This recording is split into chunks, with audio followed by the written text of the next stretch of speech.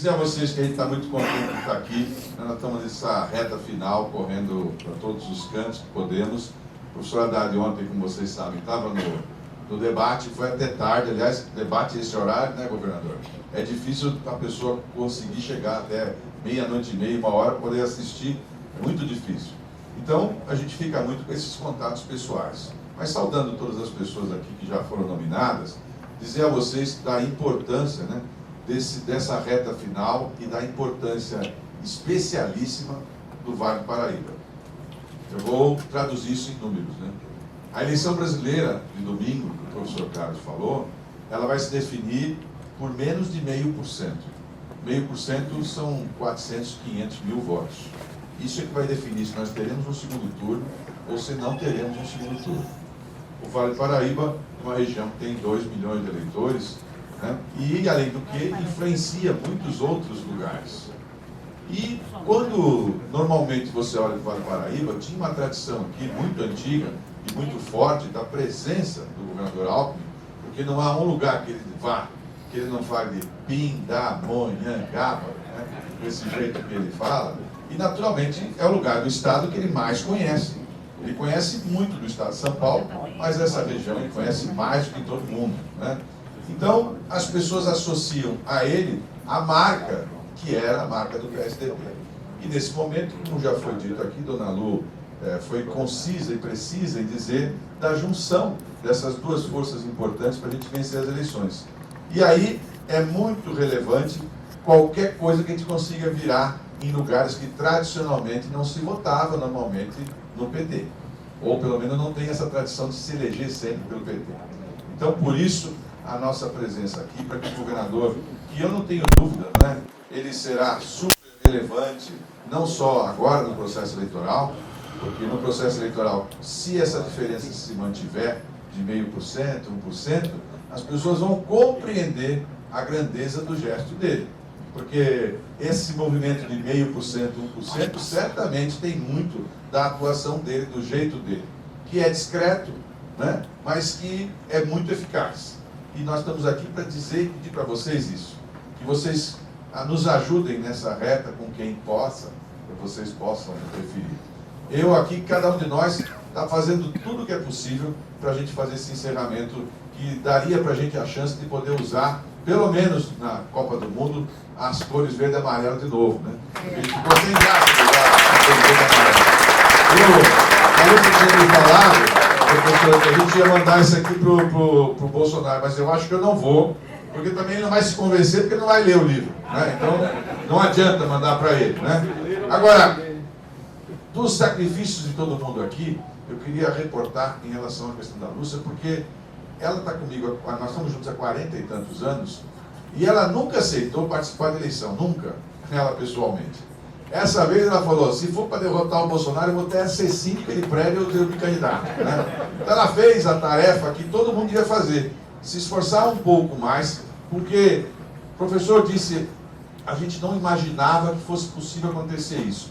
Eu me recordo quando o Lula venceu a primeira eleição, eu fui falar com a doutora Reis, que era meu presidente, nosso presidente, para que ele dissesse, então, em que ministério nós deveríamos atuar. E ele sugeriu, ô Márcio, você vai lá e diga para o presidente Lula que nós só nos interessamos pelo Ministério da Pátria. E eu disse, mas, doutora Reis, que ministério que é da Pátria? Eu achei que era da Defesa, né? Ele falou, não, o único Ministério da Pátria é Ciência e Tecnologia. Esse é o Ministério da Pátria, porque ele é um ministério que repassa tudo que acontecer nesse instante, né? Vai ficar para o futuro. Então, se tiver que atuar em algum ministério, e foi aí que nós indicamos o ministro Sérgio Rezende e depois os outros ministros que acabaram ocupando essa função, até o saudoso Eduardo Campos, que acabou também ocupando essa função. Por isso, a gente sabe da necessidade, governador, da sua presença lá em Brasília e da interferência que o senhor pode ter para a gente colocar de volta os recursos que estavam na ciência e tecnologia, né, que a gente possa voltar isso. Tem, quando as pessoas falam, mas vai tirar da onde? Vai tirar do mesmo lugar que eles tiram para inventar o orçamento secreto, do mesmo lugar que eles tiram para inventar essas coisas que eles fazem na última hora. Nós temos que criar outros instrumentos, professor Carlos, mais instrumentos de retaguarda, para que não surjam outros Bolsonaros para frente que possam retirar esses recursos de novo. Se o nosso pacto constitucional exigir, a gente vai fazer com 3/5, com 4/5, até a hora que não tenha como mudar. Porque realmente essa parte do assunto não dá para mudar. Não dá para tirar recurso dessa área específica, que é o único Ministério da Pátria. Vocês têm o nosso compromisso em relação a isso. A gente sabe que aqui nós estamos conversando com pessoas que já nos apoiam de todas as formas, mas a gente vem pedir esse esforço especial. É difícil a gente imaginar que, às vezes, uma ligação, um zap que você manda para um parente de outro lugar, faz uma grande diferença. E nós estamos em busca daqueles 4, 5 pontinhos que ainda dizem até agora. Hoje tem uma matéria grande na Folha, inclusive, falando sobre os que estão em dúvida. Tem 4% em dúvida, né? Essas pessoas estão em dúvida por muitas coisas. Elas precisam de alguma coisa que aproxime. Elas querem alguma coisa que aproxime, e nós estamos dizendo para vocês, quem sabe não seja isso a explicação de que a vacina, de que a ciência, de que a pesquisa possa garantir para a gente uma vida melhor, que é a única fórmula que nós temos, né? Nós somos agro é pop, agro é tech, agro é tudo. Cada vez que eu vejo essa propaganda, me incomoda muito, né? O agro é pop, o agro é tech, o agro é tudo. Então não precisa de mais nada. Acontece que eles falam de um agro que é um agro muito pequenininho. É o agro de pouquíssimas pessoas. Aquele é o agro que é pop, que é tech, que é tudo. O grande agro que está aqui produzindo arroz em Pindamonhangaba, o agro que produz cebola aqui por perto, esse agro ele não tem toda essa tecnologia. As pessoas estão de verdade precisando de apoio, de ajuda, que muitas vezes não tem. E aí nós temos que ter esse compromisso. Se vocês puderem nos ajudar nessa reta final, a gente vai, de maneira especial, saber que essa mudança do Vale do Paraíba, e a gente tem pesquisas aqui para mostrar que isso vai ser muito apertado aqui, mas essa diferença vai valer. E para finalizar, que vocês ajudem também os nossos parlamentares, deputados estaduais, federais, porque faz muita diferença se a gente chega no Congresso com mais deputados ou com menos deputados, ou com mais senadores, menos senadores, e evidentemente mais deputado estadual ou não. Isso eu tenho certeza. O nosso Haddad com a Lúcia irão fazer um segundo turno, mas aí nós vamos ter a possibilidade dos debates mais preciosos, de 1 a 1, né? Vocês têm aqui uma situação muito estranha, de um sujeito que teoricamente é daqui e que não sabe aonde vota aqui, né? E que é um candidato a governador do estado, né? Que é um candidato a governador. É um constrangimento para São José essa situação. Na minha visão, é um constrangimento. Podia não ter tido esse constrangimento, né? Podiam ter colocado em outro canto do estado, mas colocar aqui foi uma quase ofensiva. Em especial para o prefeito que se dispôs a sair candidato a vice dele. Foi ofensivo. Na minha visão, foi um equívoco, né, para a região. O impacto vai ser ao contrário do que eles imaginavam. Muito obrigado e bom dia a todos.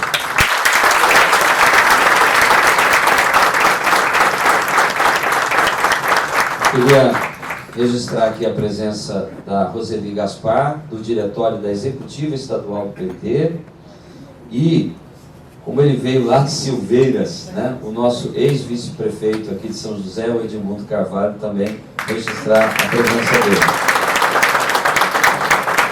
E, antes de passar para o nosso vice-presidente, eu pedi auxílio da Fernanda, que o Sérgio Ribeiro tem que fazer a entrega de um documento para o Geraldo, né, por orientação do Ferola. Então é bom a gente, né, e terminar dizendo o seguinte: o Márcio falou aqui da importância do... Eu estou, viu, Geraldo, está todo mundo atrás da colinha. Então, quem não tiver a sua, faça uma, né, seguindo a orientação do Márcio aí, com o time completo, porque a gente que está na rua fazendo campanha, muita gente já decidiu votar no Lula, né, e não sabe que até chegar no Lula tem que passar por outros excelentes candidatos como o Márcio França aqui, né? Então, todo mundo ajudar nisso, né? E ouvir então agora o nosso próximo governador, nosso próximo vice-presidente do Brasil, Geraldo Alckmin.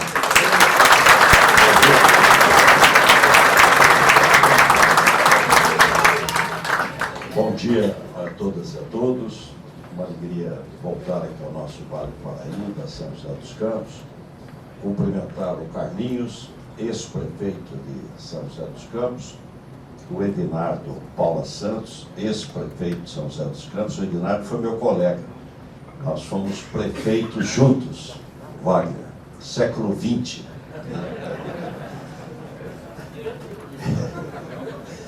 E o o Ednardo nos ajudou, embora aí prefeito de São José dos Campos, como um grande engenheiro do ITA, ajudou Pinda, porque iam fazer um viaduto lá que ia estrangular, né? E nós fomos ao Ministério dos Transportes na época, e ele falou, olha, eu como engenheiro estou envergonhado, né? E aí corrigiram lá o viaduto. É verdade, isso eu não deixei você contar. Mas complementar o Loureiro, ex-prefeito de Paraibuna, o Hamilton, ex-prefeito de Jacareí,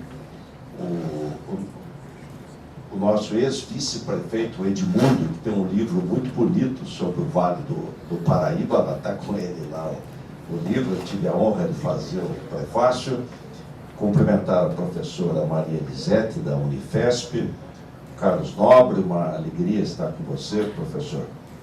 A Lúcia França, nossa vice-governadora, eu assisti o debate até o fim, 00:30. O Haddad foi muito bem. E lembrei do Márcio, do Plínio Arruda Sampaio. O Dr. Plínio Arruda Sampaio foi candidato a presidente da República pelo PSOL, em 2010.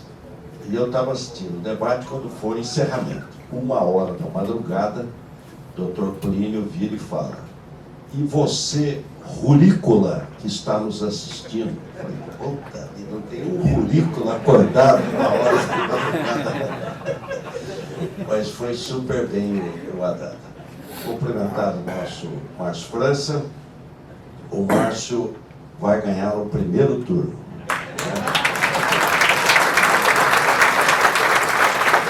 Querida Lu, eu era deputado estadual, o prefeito de Aparecida de Lar, era o Márcio Siqueira. Aí insistiu por ir lá numa inauguração. Eu falei, mas não tem jeito, não cabe, não tem jeito. Vou pedir para a Lu ir no meu lugar. Ele não gostou muito, mas a Lu foi. Passou uma semana, encontrei com ele. Ele falou, olha, você não precisa ir mais lá, viu? Sempre mande a Lu no seu lugar. Mas eu estou muito feliz de estar aqui com vocês, estar aqui na nossa região e, como foi bem colocado, há 4 dias, praticamente, uma eleição importantíssima. Infelizmente, por um conjunto de razões, nós vivemos um retrocesso. Um retrocesso do ponto de vista democrático. Você disputava a eleição, debatia, às vezes tinha até canelada, mas depois, se encontrasse alguém na padaria, tomava um cafezinho. Então, a política é arte e ciência ao encontro do bem comum. Então, como arte é um dom, precisa gostar de gente, né?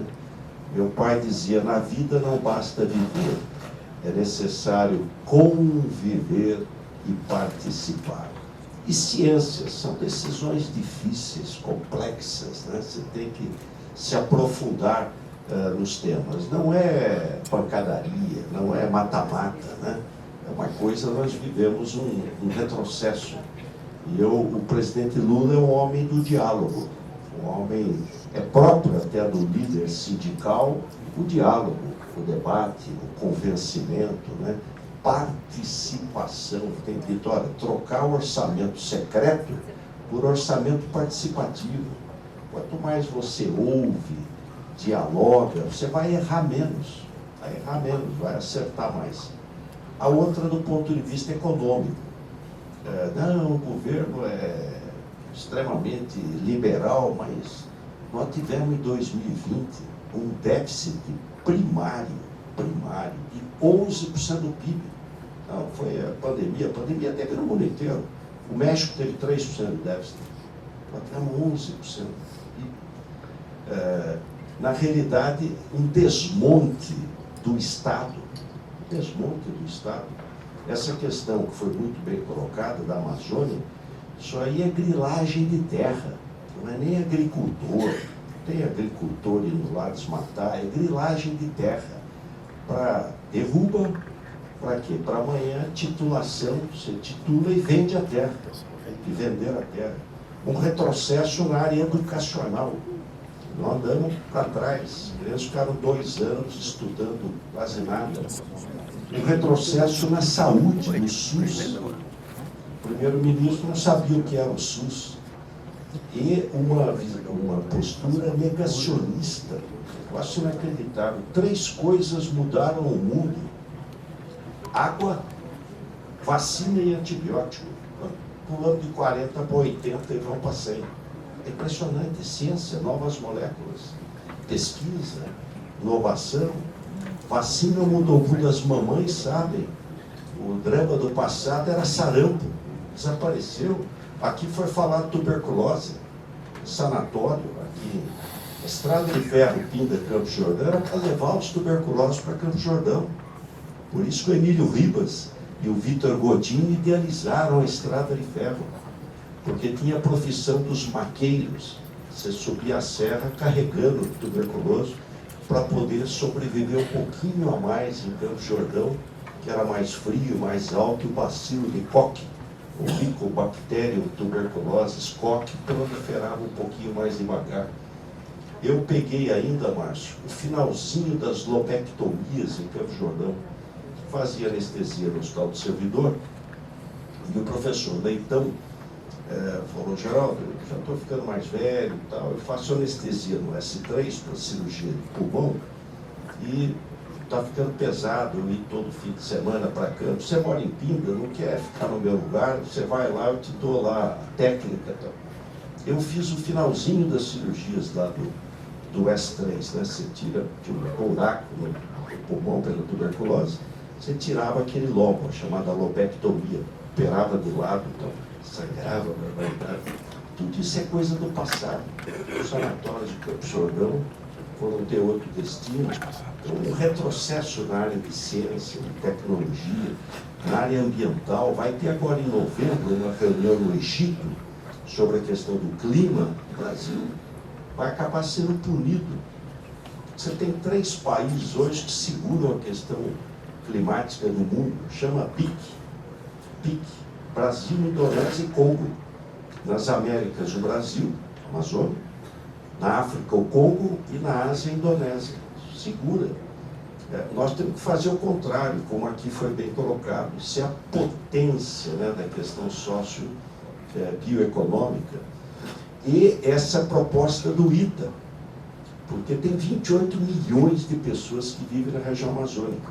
Então nós precisamos buscar alternativas de vida, de qualidade de vida, de salário, de rentabilidade, né, de buscar boas soluções. Não há cidade que seja mais emblemática do ponto de vista da ciência, da inteligência, do que São José dos Campos. Quando, Márcio, nós fomos tomar posse, a posse é junto, governador, vice, deputado federal, estadual, todo senador. O Paulo Maluf tomava posse como deputado federal. Aí, o Emanuel Fernandes, também como deputado federal. E eu tinha convidado o Emanuel para ser meu secretário de planejamento. Aí o Maluf falou para mim: Alckmin, eu também, se fosse governador, eu convidaria Emanuel para meu secretário. Ele é da 2ª melhor escola de engenharia do país. 2ª porque ele é da Poli. Maricobas, tudo da Poli. Aí o Mané falou para ele: doutor Paulo, eu entrei nas 2, viu? Escolhi, né? Então é um orgulho, Rita, orgulho justo. CTA, Embraer. E de outro lado, o Vale do Paraíba é a região mais industrializada do mundo. É mais que o Vale do Ruhr, da Alemanha Ocidental. Impressionante. Você pega a Dutra, nós viemos pela Dutra, é uma fábrica do lado da outra. Avião, carro, metalurgia, siderurgia, química, alimento. Coisa impressionante. E o Brasil vem sofrendo um processo de desindustrialização precoce. Daqui a pouco você fica rico, pode até perder um pouco, mas nós estamos desindustrializando antes de ficar rico.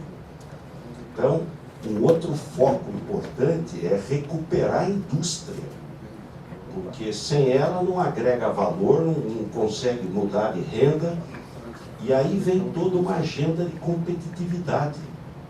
tecnologia, ciência, inovação, simplificação tributária. Eu visitei com o Márcio, nós visitamos 3 fábricas na semana retrasada.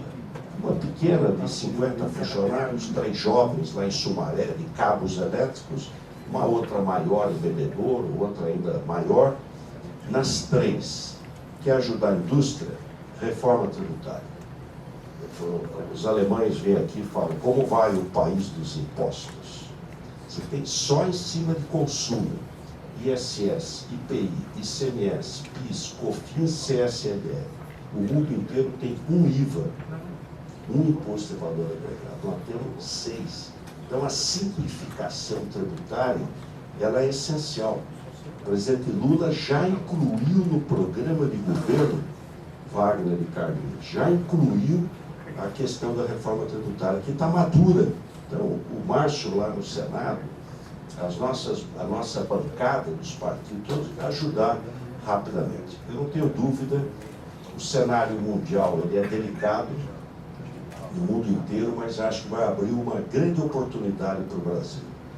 Nós precisamos reinserir o Brasil no mundo. A imagem do Brasil piorou. O presidente Lula tem um amigo que chegou agora dos Estados Unidos e falou, todo mundo lá torcendo pelo Lula. É impressionante a presença e a credibilidade no cenário mundial. Agir rápido. Eu sempre digo, olha, nada como olhar um pouco o que já fez. Período do presidente Lula, o Brasil cresceu mais de 4% ao ano, média, no último ano, 7,5%. A dívida era 60% do PIB, dívida pública, bruta federal, caiu para 39%. Inflação na meta, 4,5%. Nós demos um passo importante. E acho que esse é o momento da gente recuperar aí rapidamente e trabalhar. Domingo é o dia, é melhor para o Brasil, é melhor para o povo, é melhor para a economia, é melhor para tudo. O Márcio colocou bem, falta aí estamos ali na... E eu já passei por isso, Márcio. Eu fui aluno, nós éramos namorados, eu fui candidato a prefeito de Pindamonhangaba, porque tempo tinha Arena e MDB. Aí 3 da Arena, 3 do MDB. Eu saí de última hora, imagina, eu estava terminando medicina, e aí não preparei bem a chapa de vereadores e tal. Quando abriu a urna, o MDB mesmo, o meu colega, da outra sublegenda, 30 pontos na minha frente. 80, 90, 100, 200, 300. Quando chegou a 400, já era finalzinho da tarde, ia acabar. Eu vou perder aí por uns 450 votos. Tá? A minha irmã, como diz o poeta, boa como todas as irmãs, linda e pálida como as namoradas, já me consolando, falou, olha, foi ótimo. Agora você vai fazer residência e tal, isso tem tempo, é muito jovem, já me consolou e tal. Fui para o Clube Literário Recreativo para cumprimentar o vencedor e agradecer os votos. Entrei no clube e todo mundo, puxa, faltou um pouquinho, não sei o que. Faltavam 6 urnas, 6. Aí começa a abrir. Quando abriu a 6ª, eu ganhei por 50 votos. Quando abriu a 5ª, eu ganhei por 80 votos, porque entrou a juventude, o pessoal que se filiou no final, os jovens e tal. Aí, bom, quando faltavam 2, o juiz mandou parar, porque a confusão era tão grande no clube, mandou parar tudo. Aí ficou aqui, eu ganhei por 67 votos. 67. Aí tem o outro lado. Aí eu saio candidato a prefeito de São Paulo, no ano 2000. E o pessoal dizia, puxa, mas São Paulo, você foi prefeito só de Pinda. É muito mais difícil ser de Pinda do que de São Paulo, né? Mas eu parei por, então é mais difícil aí. Aí sai o candidato. Quem vai para o segundo turno? Marcos Suplicy já estava lá. Eu e o Maluf disputando. Aí eu ganho. 1.000 votos de diferença. 2, 3, 5, 10, 15, 7 milhões e meio de eleitores. Cheguei a 30.000 votos de frente. um amigo meu que viajou para o exterior, embarcou, tomou todos os uísques para comemorar. Quando chegou na Europa, eu tinha perdido. Aí começou a cair. Baixa para 6 mil, eu perdi em 7 milhões de eleitores, que eu perdi por 7 mil votos. Então é preciso até domingo a gente conversar. E tem uma parte do eleitorado que ela oscila, ela reflete mais. Então, vamos dar alguns exemplos práticos. Os aposentados do INSS, nós temos que falar com todos eles. 71% ganham um salário mínimo.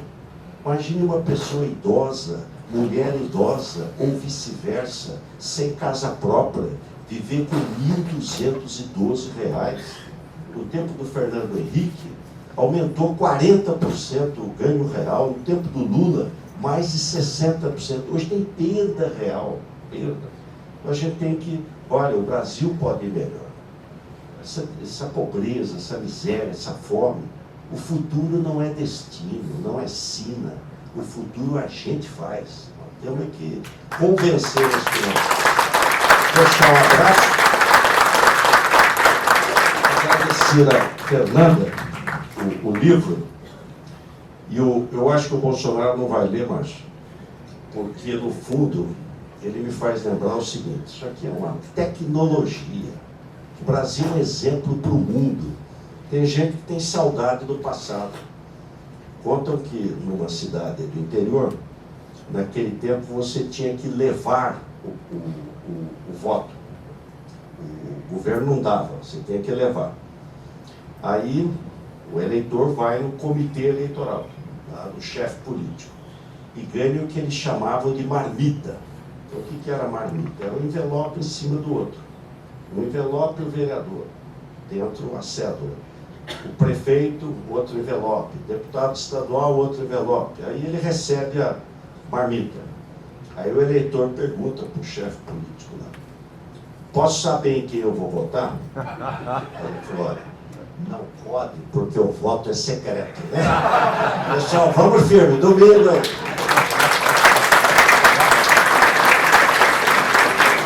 Alô. Antes... Geraldo, o que a comunidade científica pode esperar de um novo governo com relação à recomposição dos quadros e aos mecanismos de fomento para a ciência e tecnologia? Olha, governar é escolher. O dinheiro sempre vai ser apertado, né, permanentemente. Governar é escolher. Ciência, tecnologia, a vida das pessoas, pesquisa, desenvolvimento, emprego, educação é total prioridade. Nós estamos aqui na capital da ciência, nessa cidade que é um exemplo para todos, né, de sucesso, e precisamos unir a universidade, a pesquisa, o setor privado e o governo para a gente avançar mais.